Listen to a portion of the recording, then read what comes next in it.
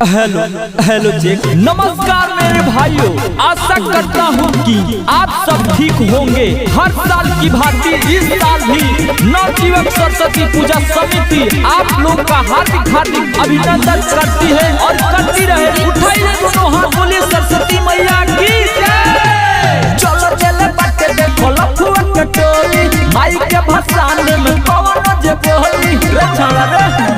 चलो चले बच्चे देखो लफुआ के टोली, माई के भसान में कौन जे बोली। यहाँ नहीं कौन के राज चली रे, बनतावे कौन ढेर बाहु बोली रे। सीना ओकर कोई दे मछली छोली रे, नहीं डाल गली रे। तब भसान में गली चारे राउंड चली रे, तब भसान में गली चारे राउंड चली रे, तब भसान में गली चारे राउंड चली रे।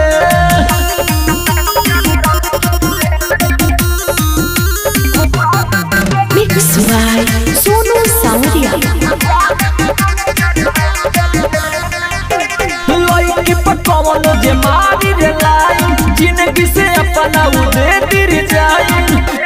हाँ हाँ लड़की पर कौन जे मारी रे लाई, जिंदगी से अपना उदे तिर जाई।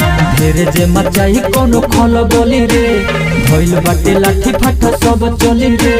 सच में कहिले चढ़ जाई बोली रे, होई छली छली रे। तब भसान में गोली चारे राउंड चली रे, तब भसान में गोली चारे राउंड चली रे, तब भसान में गोली चारे राउंड चली रे।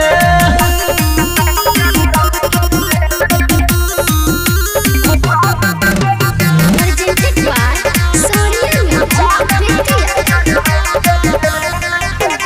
करी छेड़ खाली कोनो राइट चंदन से, कहतानी भेटे ऊपर हो जाए मरण से रे।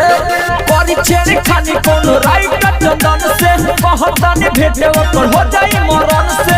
धोनी धनंजय कहे पूरा होली रे, कहतानी केहू के नाराज चली रे। जदि देखी कोनो के दिल जली रे, तोड़ दे हम नली रे। तब भसान में गोली चारे राउंड चली रे, तब भसान